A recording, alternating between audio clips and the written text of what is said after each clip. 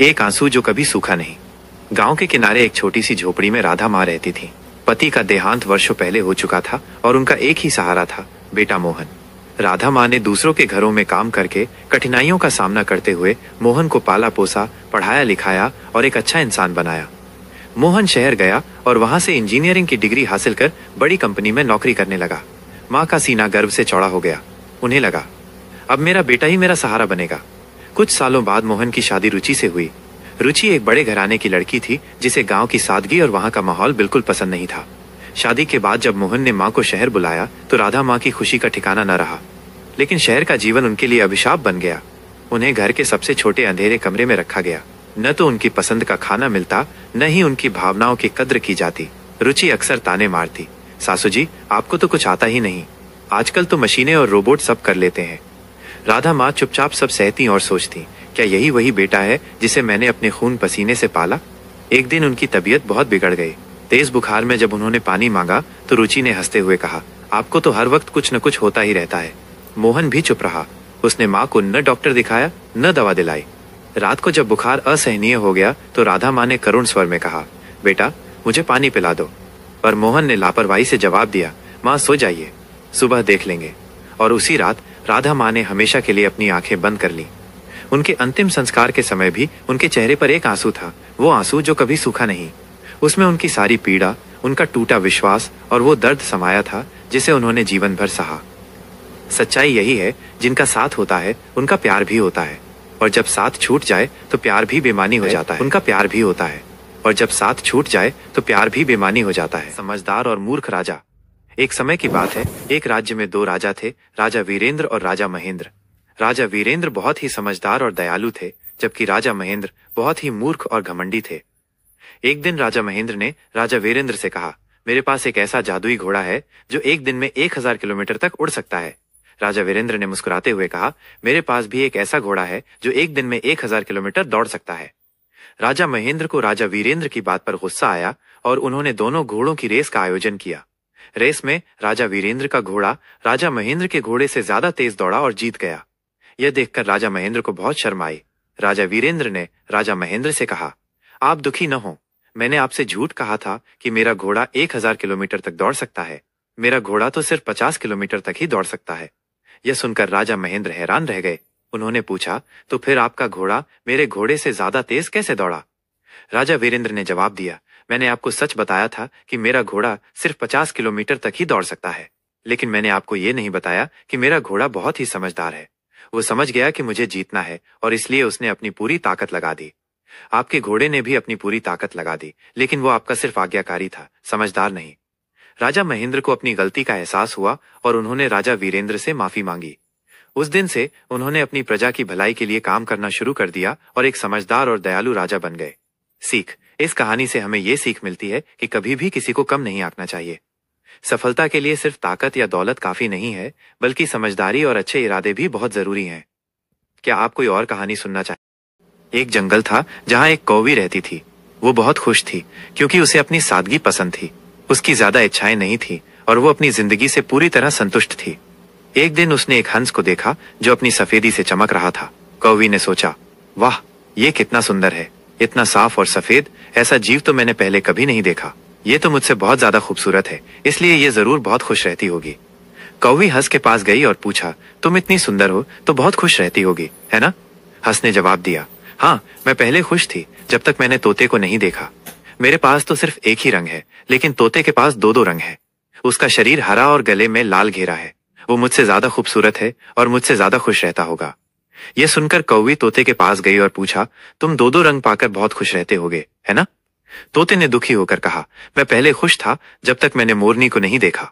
मोरनी के पास तो कई रंग हैं और उसके पंख भी मुझसे ज्यादा सुंदर हैं। वो मुझसे ज्यादा खूबसूरत है। अब कौवी ने सोचा, मुझे पता लगाना होगा कि सबसे ज्यादा खुश कौन है। वो मोरनी को ढूंढने निकल पड़ी। ढूंढते ढूंढते वो एक चिड़ियाघर में पहुंच गई। वहां उसने देखा कि मोरनी को देखने के लिए बहुत सारे लोग इकट्ठे हुए हैं और उसे देखने के बाद उसकी तस्वीरें ले रहे हैं। लोगों के जाने के बाद कौवी ने मोरनी से पूछा, तुम दुनिया की सबसे सुंदर जीव हो और रंग बिरंगी भी हो। लोग तुम्हारे साथ तस्वीरें ले रहे हैं, तुम्हें तो बहुत अच्छा लगता होगा और तुम तो दुनिया की सबसे खुश जीव होगी। मोरनी ने उदास होकर कहा, सुंदरता का क्या फायदा जब मैं कैद हूं? मुझे लोग यहाँ कैद करके रखते हैं, जबकि तुम अपनी मर्जी से कहीं भी जा सकती हो। तुम आजाद हो, इसलिए दुनिया की सबसे संतुष्ट और खुश तो तुम्हें होना चाहिए। कौवी ये सुनकर हैरान रह गई। उसे अचानक एहसास हुआ कि जिस खुशी को वो बाहर ढूंढ रही थी वो तो हमेशा से उसके पास थी, आजादी की खुशी। सीख, ये कहानी हमें सिखाती है कि हम अक्सर अपनी खुशियों और खूबियों की तुलना दूसरों से करते हैं। हम भूल जाते हैं कि हमारे पास बहुत कुछ है जो दूसरों के पास नहीं है। दूसरों की छोटी खुशी हमें बड़ी लगती है, जबकि हम अपनी बड़ी खुशियों को नजरअंदाज कर देते हैं। सबसे ज्यादा जरूरी है कि हम अपनी जिंदगी को दूसरों से तुलना किए बिना जिएं और उन चीजों के लिए आभारी रहें जो हमारे पास हैं। क्या आप ऐसी ही और कहानियां पढ़ना चाहते हैं? वह तैयार होकर घर से निकल रही थी, तभी उसकी सास मालती जी ने उसे रोकते हुए पूछा, बहू कहाँ जा रही हो? प्राची ने बड़ी ही विनम्रता से जवाब दिया, मां जी, पापा की तबीयत बहुत खराब है और माँ भी बहुत घबराई हुई है।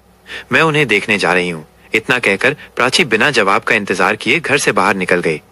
जल्दी से प्राची अपने घर पहुंची तो देखा कि पापा को खांसी की वजह से बहुत परेशानी हो रही थी। प्राची ने अपनी माँ से कहा, मैंने आपसे पहले ही कहा था कि पापा को किसी अच्छे डॉक्टर को दिखा लेते हैं। अब खांसी बढ़ती जा रही है। आप पापा को संभालो, मैं ऑटो लेकर आती हूँ, हम बड़े हॉस्पिटल चलेंगे। प्राची अपने पापा को लेकर अस्पताल पहुंची।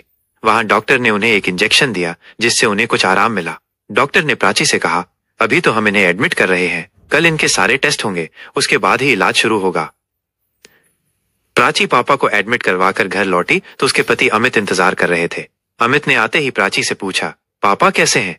तुम तो उन्हें देखने गई थी, इतनी देर लगा दी। तुम्हें पता है ना, माँ से खाना नहीं बनता। आज सब भूखे बैठे हैं। कम से कम पापा को सोचती, अपने घर ही जाकर बैठ गई। ये सुनकर प्राची की आंखों से आंसू छलक उठे। उसने कहा, पापा की तबीयत बहुत खराब थी, उन्हें हॉस्पिटल में एडमिट करा कर आ रही हूँ। आप सब बैठिए, मैं अभी 10 मिनट में आप सबके लिए खाना बना देती हूँ।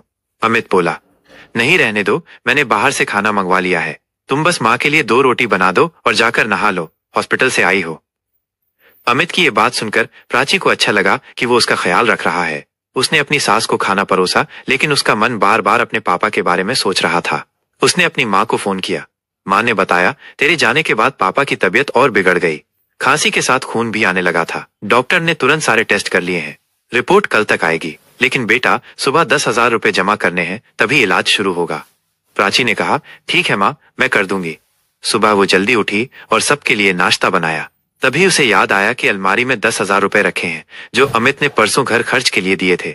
उसने सोचा, मैं अभी पापा के इलाज के लिए जमा कर देती हूँ, बाद में बैंक से निकालकर वापस रख दूंगी। प्राची ने हॉस्पिटल जाकर पैसे जमा कर दिए। रिपोर्ट आने के बाद पापा का इलाज शुरू हो गया। जब प्राची घर लौटी तो उसकी सास ने उसे डांटा, बहू सुबह से तुम फिर गायब हो। क्या चाहती हो कि हम सब बीमार पड़ें और उसी हॉस्पिटल में एडमिट हों जहां तुम्हारे पापा हैं? प्राची रोते हुए बोली, नहीं माँ जी, ऐसा मत कहिए, मैं अभी खाना बना देती हूँ। शाम को अमित घर आया और प्राची ने उसे सारी सच्चाई बता दी। अमित गुस्से में बोला, मैं बिना भाई की बहन से शादी नहीं करना चाहता था। देखा, मेरी कमाई अपने पापा पर लुटा रही हो। प्राची ने जवाब दिया, मैंने सिर्फ 1 दिन के लिए पैसे लिए हैं, सोमवार को लौटा दूंगी। और रही बात शादी की, तो तुमने मुझसे इसलिए शादी की थी कि मैं इकलौती बेटी हूँ और सारी जायदाद तुम्हें मिल जाए। आज मेरे पापा हॉस्पिटल में हैं और मैं डर डर कर जी रही हूँ। मैं अभी अपनी माँ के पास जा रही हूँ। मैं अपने पापा को अकेला नहीं छोड़ सकती। अमित बोला, मैं देखता हूँ कि वे तुम्हें कब तक रखते हैं, रोती हुई वापस आओगी। प्राची ने कहा, उसकी नौबत नहीं आएगी। मेरे पापा ने मुझे इतना काबिल बनाया है कि मैं उनका बेटा बनकर उनकी सेवा कर सकूं। ये कहकर प्राची अपना सामान लेकर अपने मायके चली गई। माँ ने पूछा तो उसने सच नहीं बताया, बस इतना कहा कि अमित ने मुझे यहाँ रहने की इजाजत दी है ताकि मैं पापा का ख्याल रख सकूं। अगले दिन रिपोर्ट आई, जिसमें पता चला कि पापा के लंग्स में इन्फेक्शन है। इलाज शुरू हो गया। सोमवार को प्राची ने 10,000 रुपए वापस ससुराल भेज दिए। कुछ दिनों में पापा ठीक हो गए और इसी बीच प्राची को नौकरी भी मिल गई। जब पापा घर लौटे तो प्राची ने उन्हें पूरी सच्चाई बता दी। पापा बोले, बेटा हम अपना ध्यान रख लेंगे, तुम अमित से बात करके वापस लौट जाओ। प्राची ने कहा, पापा मैंने घर आपकी वजह से नहीं बल्कि अपने आत्मसम्मान के कारण छोड़ा है। अब मैं बेटा बनकर आपकी सेवा करूंगी।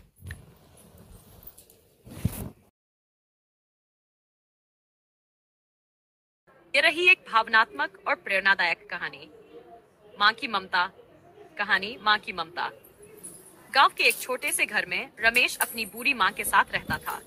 उसका बचपन बहुत कठिनाइयों में बीता था, लेकिन उसकी माँ शांता देवी ने कभी उसे किसी चीज की कमी महसूस नहीं होने दी। मजदूरी करके दूसरों के घरों में बर्तन मांजकर उन्होंने रमेश को पढ़ाया लिखाया और एक अच्छा इंसान बनाया। समय बीता, रमेश पढ़ लिख कर शहर चला गया और वहां एक अच्छी नौकरी लग गई। कुछ समय बाद उसने शादी कर ली और माँ को भी शहर बुला लिया। शुरू शुरू में सब कुछ ठीक था, लेकिन जैसे जैसे समय बीतता गया, रमेश की पत्नी को शांता देवी की उपस्थिति खलने लगी। धीरे धीरे रमेश भी बदलने लगा। माँ की बातें उसे बोझ लगने लगी।